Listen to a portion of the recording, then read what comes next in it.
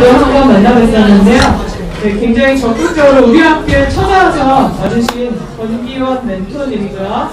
오늘의 강연은 정말 50분에 담기에 내용이 많지만 지금 오늘따라 우리 단축수업이 있었고요. 의외로 모이는데 대인원이라서 좀 걸렸죠. 하지만 여러분들 일사불란하게 딱 집중해서요. 정말 50분짜리를 10분 더 압축을 하시면서 지금 애쓰고 계시는데요. 네, 정말 뜨거운 호응으로 맞이해 주셨으면 좋겠고요. 정말 만에 하나 있을 법한 일이 우리 여기 전원이 지금 좀 불안정하대요. 우리 이틀 전에 그 학부모님들 모시고 진학 설명할 때도 한번 그랬었거든요.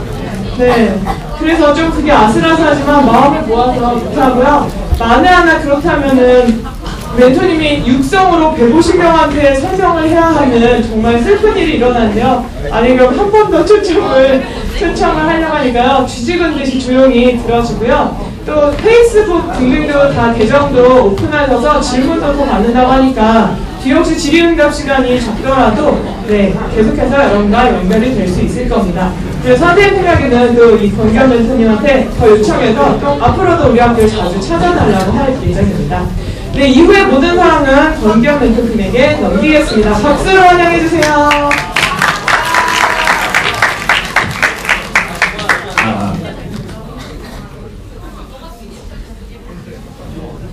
안녕하세요. 네.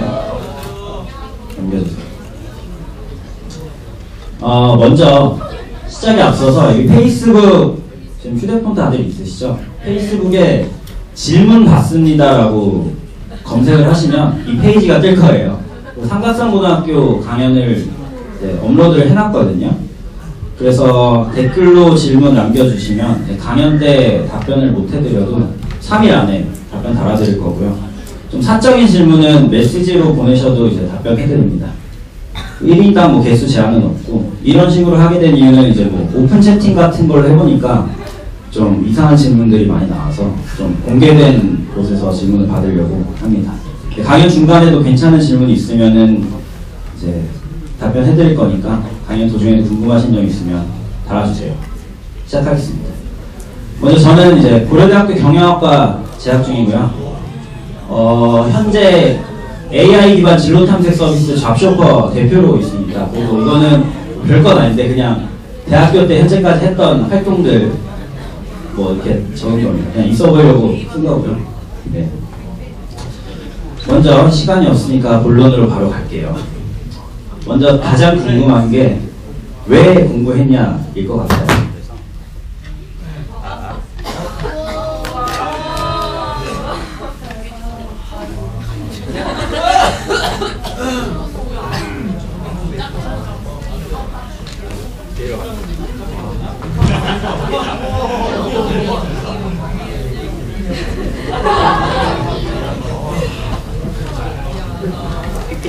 우선 질문이라도 해주세요. 답변해드릴게요. 이거 고쳐지는 동안에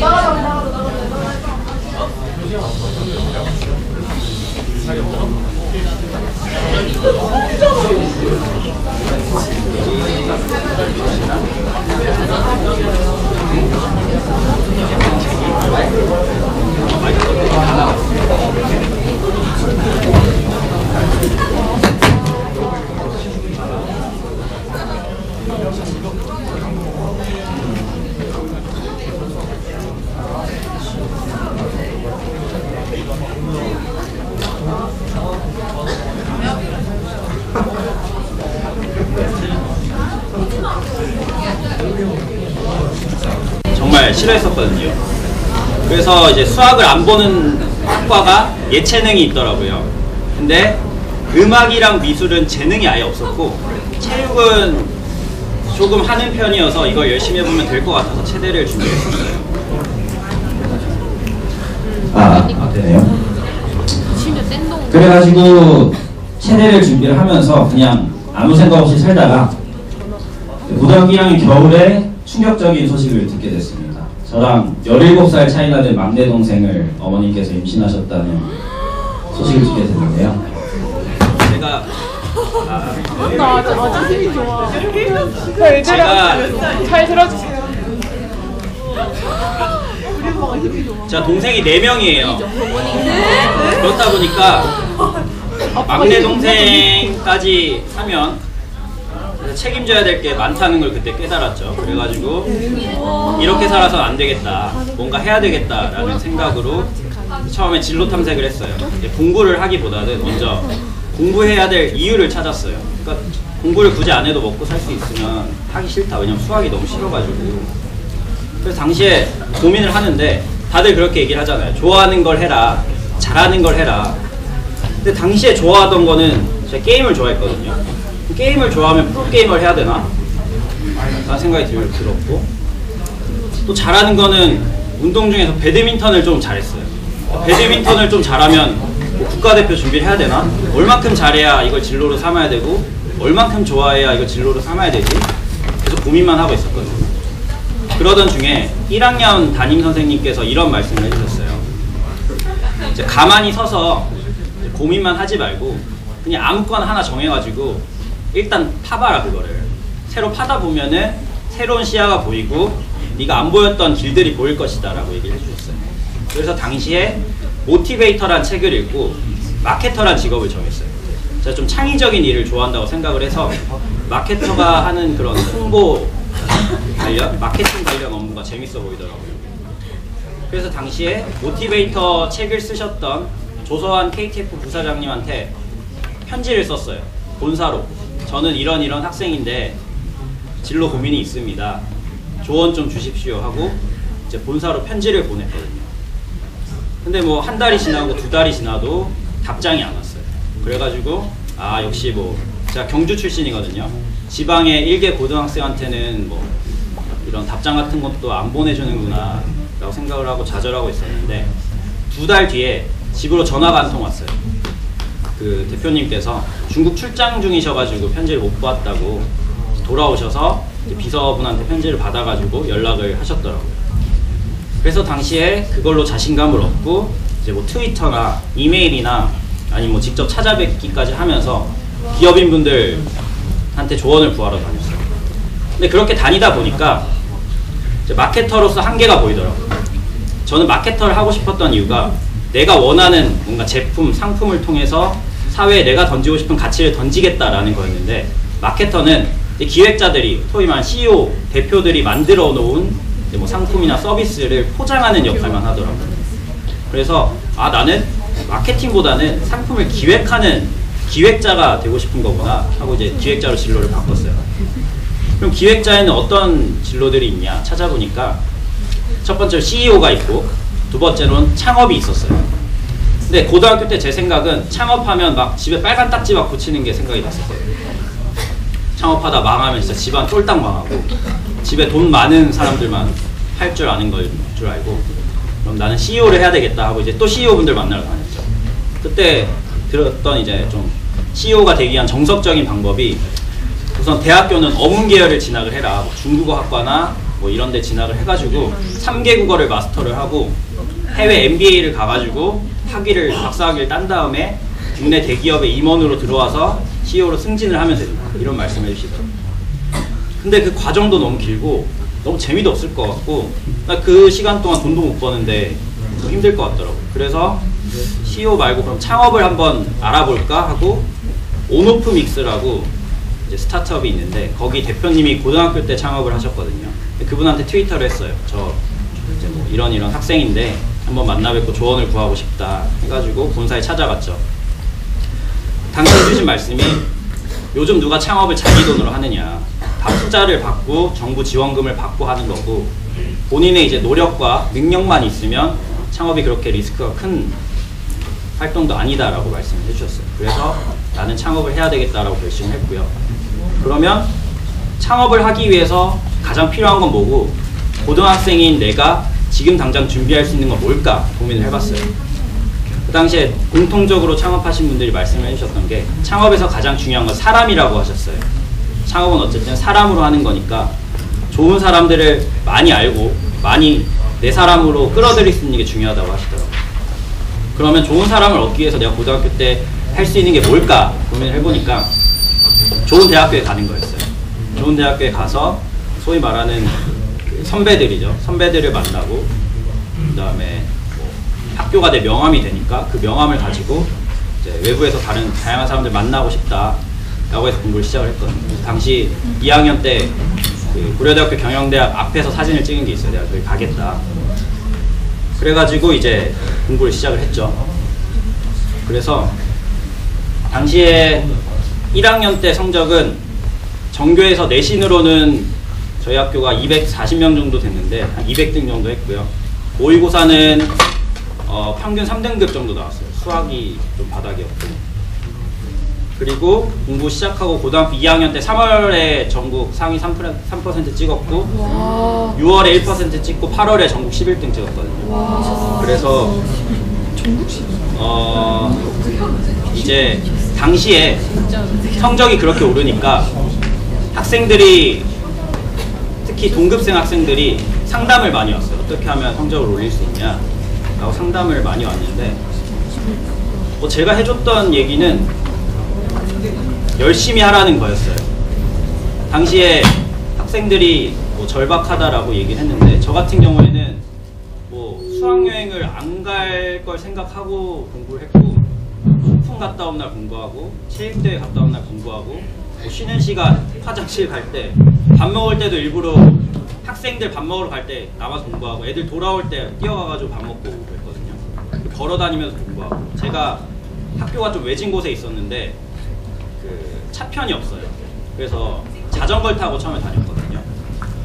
근데 거기 교통이 안 좋다 보니까 막 선생님도 교통사고로 돌아가시고 선배 한 분도 교통사고로 돌아가셔서 자전거를 못 타게 했어요. 그래서 제가 집에서 1시간 거리를 걸어서 다녔거든요.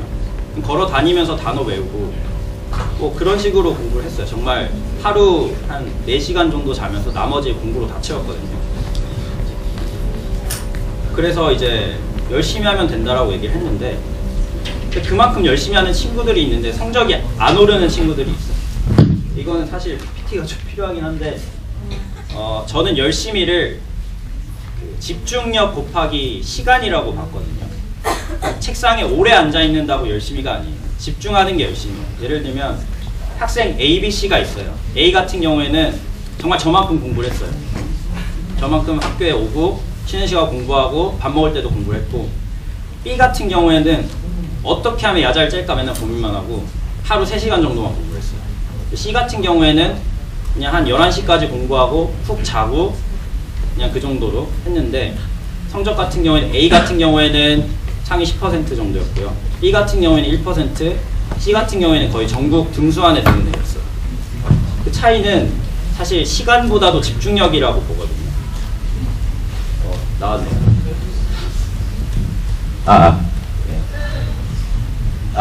앞에. 여기서 하죠. 네. 됐네요.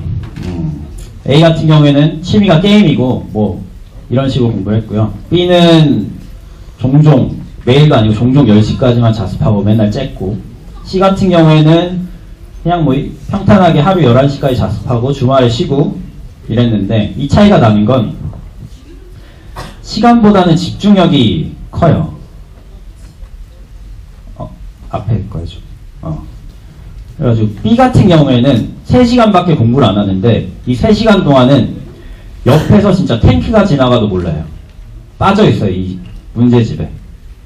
근데 A 같은 경우에는 공부할 때 딴짓을 너무 많이 해요. 취미가 게임이라고 했잖아요. 막 뭐 저희 때 피파가 좀 유행했는데 피파 막 뭐 스쿼드 짜고 있고 막 이런 성격이고요. C 같은 경우에는 그냥 공부가 취미인 애였어요. 얘는 수학 막 논문 쓰고 수학 이론 뭐 7개 섞어가지고 문제 내고 이게 재미있는 거예요. 그러니까 공부 외에 다른 생각을 아예 안 하는 친구였어요. 그렇다 보니까 이게 차이가 난다고 봤고요. 그래서 앞에 좀 생략이 됐는데 앞에 좀 봐볼까요? 그러니까 제가 멘토링을 많이 다녔는데 넘겨주세요. 예전엔 다 실패를 했어요. 한 명도 그러니까 성적이 뭐 조금 오른 친구들은 있었는데 자기가 목표하는 곳을 간 친구들은 한 명도 없었어요.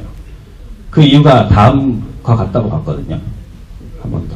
그 열심히 부분. 이거라고 봤거든요.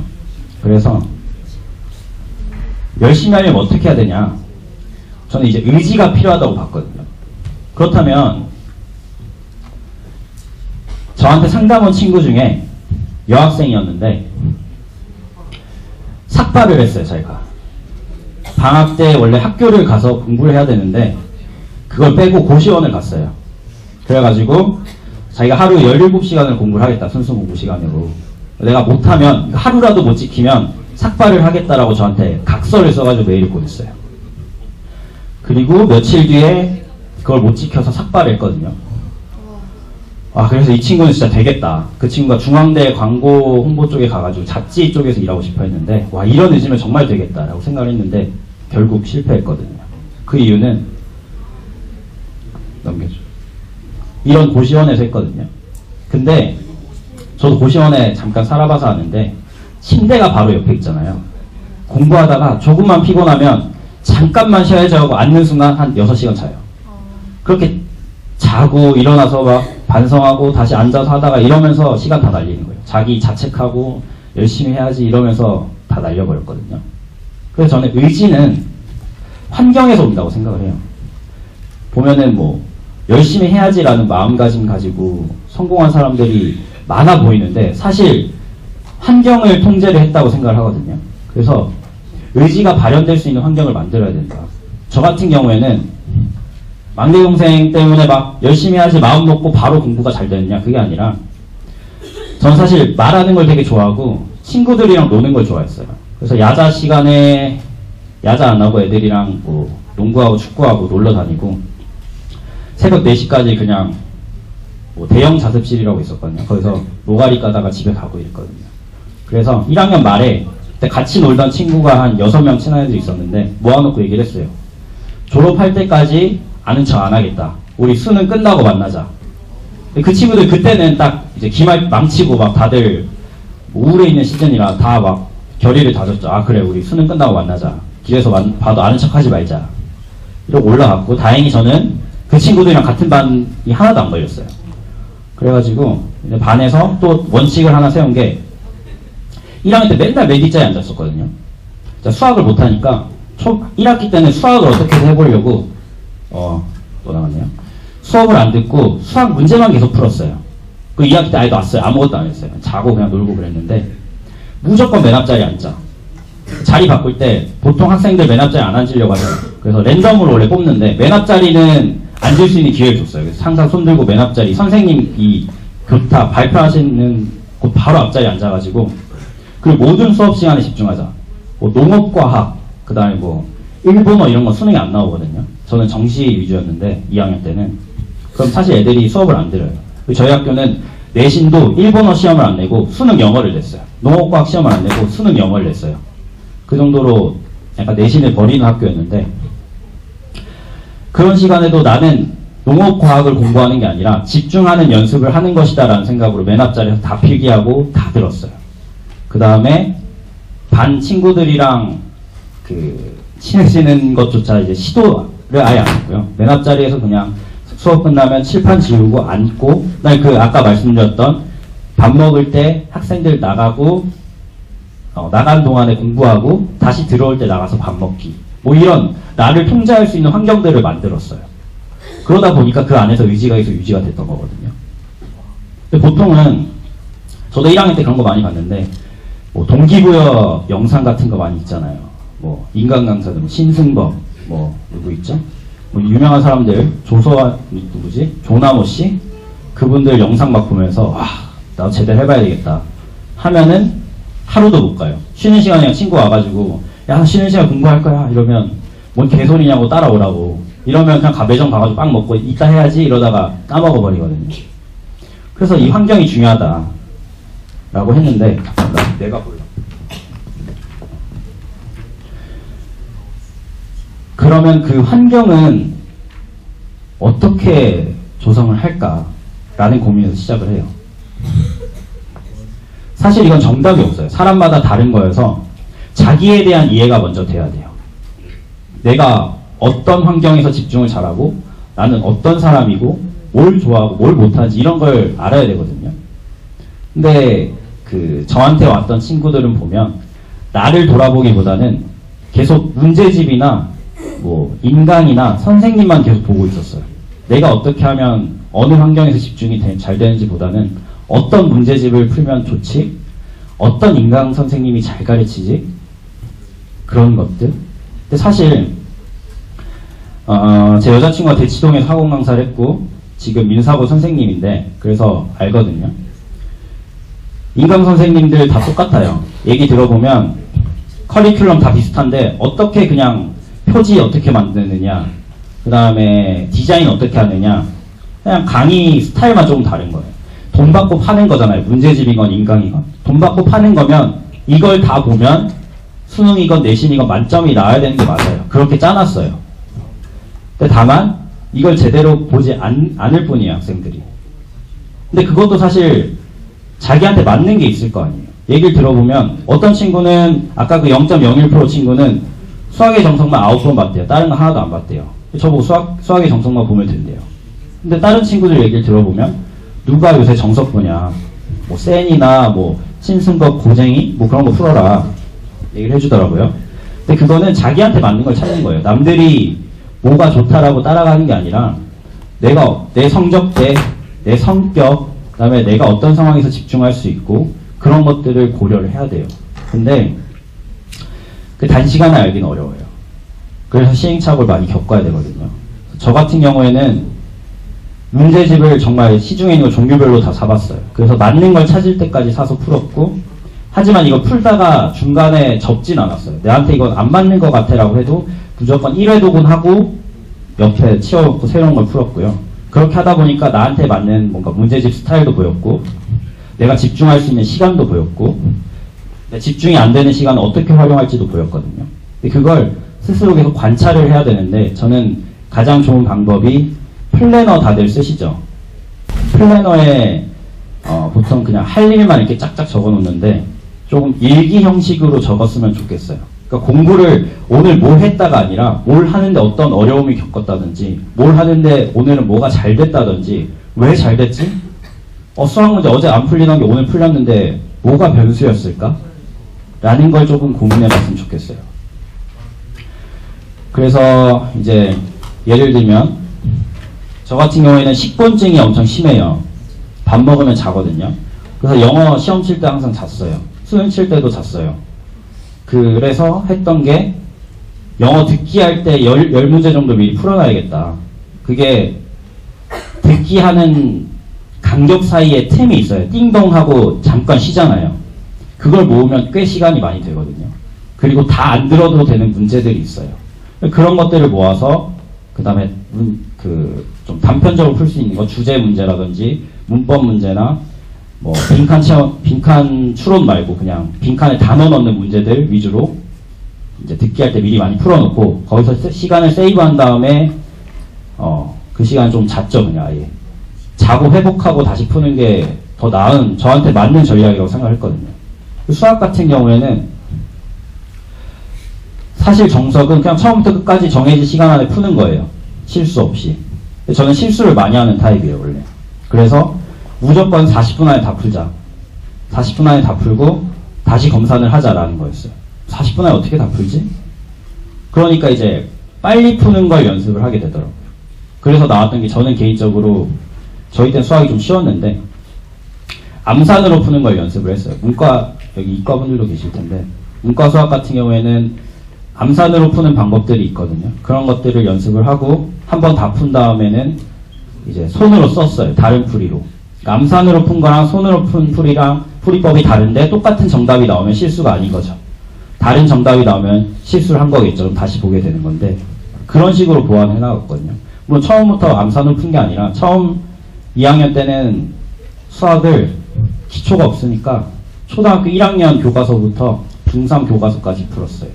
그런 것도 사실은 일반 선생님한테 가면은, 아니 지금 고2인데 남들은 지금 저희 때 이제 수원을 나갔는데 공통수학 다음에 수원이 교육과정이었는데 수원 공부하고 있는데 중학교 거 해서 되냐, 초등학교 거 해서 되냐, 고1 거 나가라 라고 얘기를 해주시거든요. 근데 저는 기초가 없으니까 정석에 나오는 그 정의에 들어가 있는 단어들이 이해가 안 되는 거예요. 이걸 모르는데, 내가 삼각함수를 모르는데 상업함수 정의해 놓은 거 영영사전 가지고 계속 돌려먹는 느낌이더라고요. 그래서 초등학교 1학년 때 교과서부터 봤어요. 그러니까 자신한테 맞는 걸 찾는 게 중요한데 너무 옆에 애들이 뭘 보고 있고 공부 잘하는 애가 어떤 인강을 듣고 어떤 문제집을 쓰고 있는지를 학생들이 많이 중요하게 생각을 하더라고요. 그래서 그 얘기를 해주고 싶었고, 이제 요약을 하자면 질의응답을 10분은 받아야 될 것 같아서 요약을 빨리 할게요. 공부 잘하는 법은 열심히 하면 된다고요. 열심히 하려면 의지가 있어야 되고요. 의지는 어떻게 기르냐면 내 의지를 발현할 수 있는 환경을 조성을 하면 돼요. 그리고 그 환경은 나에 대한 이해에서 출발하는 거죠. 그 이해는 자신을 계속 관찰하고 되돌아봐야 돼요. 그걸 좀 중요하게 생각을 하셨으면 좋겠습니다. 질의응답을 좀 중요하게 생각을 해서 앞으로 10분 동안은 질의응답 받을게요. 네. 질의응답 질문하고 싶으신 분은 손 들고 해주세요. 여기다 댓글 다셔도 되고요.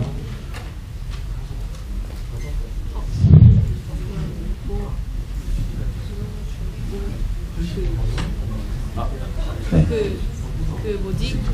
뭐라 그러지? 사탐 뭐 하셨어요? 수능 볼 때? 수능 볼 때 국사랑 한국지리랑 경제 했습니다. 제2외국어 아랍어 했습니다. 한국지리를 어떻게 해요? 근데 한국지리가 되게 어렵다.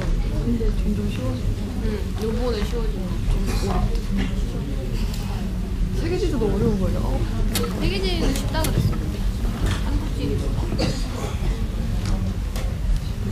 아, 예. 초등학교 1학년 수학부터 풀어서 고등학교 2학년까지 따라잡는데 시간이 얼마나 걸려요?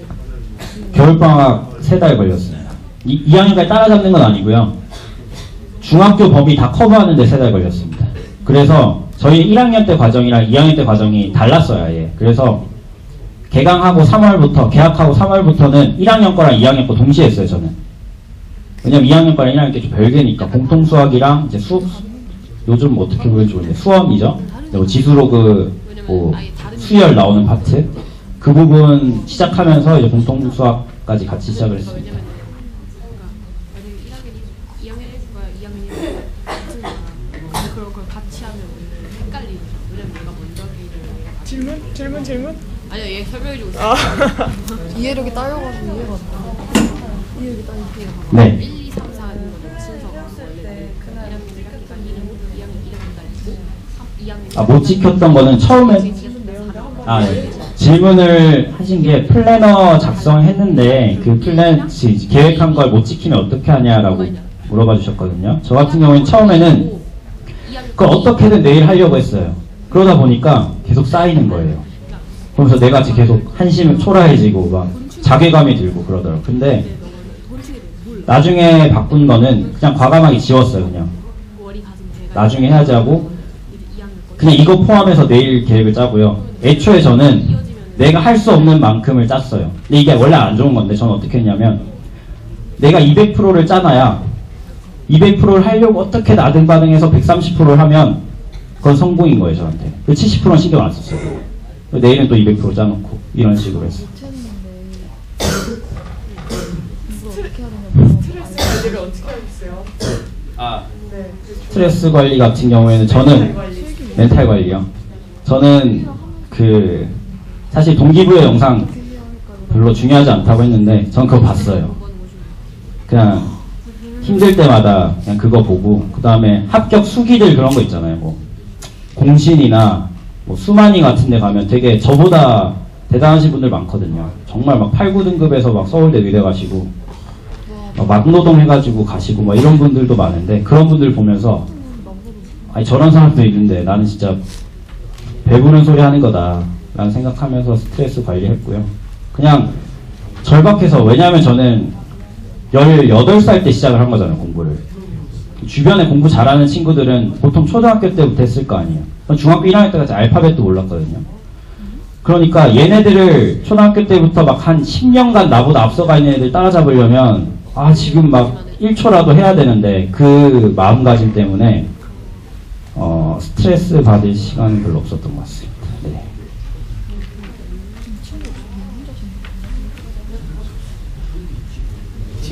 조금만 자세하게 얘기해 주면 선생님이 전달해 줄게요.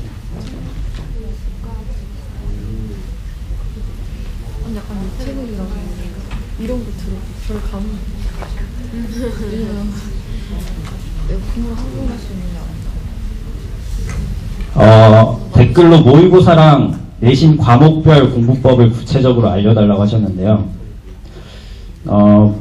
우선 먼저 내신 같은 경우에는 제가 별로 내신이 좋지 않았어요. 3.4등급 정도였거든요. 1학년 때 한 5, 6등급이었고 3학년 때 한 2등급대로 올렸어요. 저는 이제 저희 학교가 비평준화 학교였는데 그래서 내신 따기가 좀 어려웠어요. 학생 수도 적었고 이래가지고 1등급이 한 사탐 같은 경우에는 1명, 뭐 국영수는 4명 정도여가지고 제가 3학년 때 내신 제일 잘 받은 게 2.1등급 받았을 때인데 그때 2.1등급으로 4등 했거든요.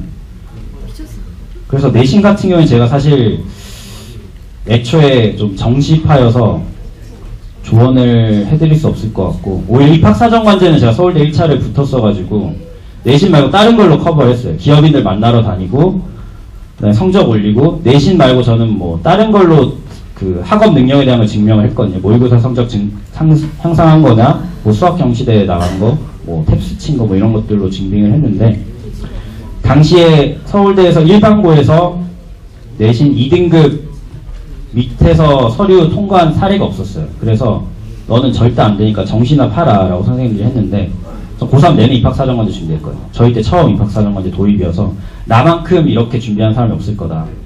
이렇게 진로 찾으려고 기업인들 만나러 다니고 막 편지 쓰고 한 활동을 한 애들이 없을 거다라고 판단을 해서 했거든요. 그래서 혹시 뭐 입학사정관제 관련해서 준비하는 거는 이제 답변해드릴 수 있는데 내신 과목별 공부법은 저도 내신을 잘 못 따가지고 못 해드릴 것 같고 모의고사 같은 경우에는 아주 간략하게 말씀을 드리자면 우선 먼저 전제는 공부법은 자기한테 맞는 게 따로 있다라는 걸 먼저 말씀드리고 싶고요. 자기 성적대에 맞게 계속 공부를 변화해야 되는 거고 자기 성향에 맞게 자기가 찾아야 되는 거거든요. 근데 제 걸 말씀드리자면 국어 같은 경우에는 우선 지문을 문제 풀기보다 지문 읽고 요약하는 걸 먼저 했어요.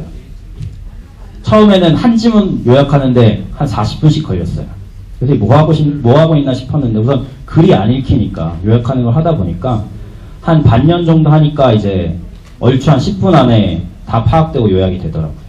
그런 활동을 계속 했었고 그걸 노트에다가 지문별로 기출문제 다 요약을 했었고요. 수학 같은 경우에는 이제 말씀드렸듯이 초등학교부터 중학교 교과서 보면서 이걸 초등학교 걸 문제를 다 풀어야지 이게 아니라 교과서 처음에 보면 이 단원의 목표가 있어요. 이 단어를 왜 배우는지.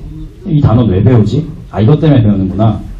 그럼 이거의 정의는 뭐지? 이 개념들의 정의는 뭐지? 정의 보고 다 연관이 돼 있거든요. 1, 2, 3학년, 5, 6학년 이렇게 올라가면서 그런 것들 그냥 흐름을 익힌 다음에 중학교 거 보고 그 다음에 고등학교 걸 보니까 이해가 되더라고요. 처음에 정의를 보고 수학 교과서에 보면 연습 문제들 있죠. 그거 풀고 익힘책에 있는 문제도 풀고 그 다음에는 기출문제 주로 풀었죠. 기출문제 풀면서 모르는 거 있으면 답지 안 보고 그냥 뻔한 거죠. 다른 사람도 그렇게 얘기를 많이 하시는데 답지를 안 보고 내가 풀 수 있을 때까지 고민했다가 한 3일이 지나도 모르겠으면 선생님한테 가서 물어보고 뭐 이런 식으로 공부를 했고요. 영어 같은 경우에는 요즘도 듣기 시험을 치죠. 듣기 같은 경우에 저는 2배속으로 듣는 걸 했어요. 그래서 평소에 2배속으로 들으면 모의고사 칠 때 정말 느리게 들려요. 슬로우로 들리거든요. 그래서 2배속 하는 공부법을 했었고 그 다음에 독해 같은 경우에는 독해 문법 같은 경우에는 그걸 통합해서 했어요. 문제를 풀기보다는 지문을 읽고 모르는 문장이 있으면 그러니까 모른다는 게 직독직해 막 끊어서 했을 때 아는 게 아니라 그러니까 쭉 읽었을 때 모르는 거. 그냥 한글 읽듯이 읽었는데 이게 해석이 좀 미흡하다 싶은 것들은 노트에다가 문장을 따로 정리를 했어요. 그래서 그 문장에서 내가 왜 해석을 못했지? 문법사항들, 단어, 그 다음에 해석을 정리를 하다 보니까 그렇게 문장을 한 100개 정도만 정리를 하니까 내가 모르던 문법이랑 그 다음에 독해 관련된 것들이 다 정리가 되더라고요. 네. 시간이 다 돼서 이 정도까지 하고 더 궁금한 거 있으시면은 페이스북에 댓글이나 뭐 메시지 주시고요. 뭐 조금 장비 문제가 있었는데 그래도 끝까지 들어주셔서 감사합니다.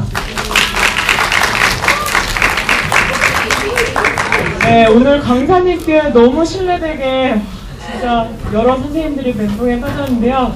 집중해서 들어준 학생들보다도 네, 강사님께 보통은 이 정도면 안 하겠다 하고 취소하고 갈 정도의 상황이었는데 땡목으로 승부해주시고 또 영상도 찍으러 같은 창업팀에서도 와주셨는데 참 죄송했지만 네, 여러분의 가슴속에 소중한 겨울밤을 잘 보낸 씨앗을 심어주셨다는 생각이 듭니다. 나중에 또 초청하기로 하고 큰 박수로 부탁드릴게요.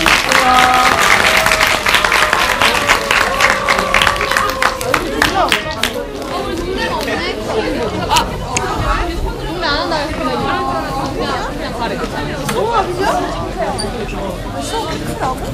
뭐야 나 이러고 있었는데. 찍혔어? 안 돼. 안돼.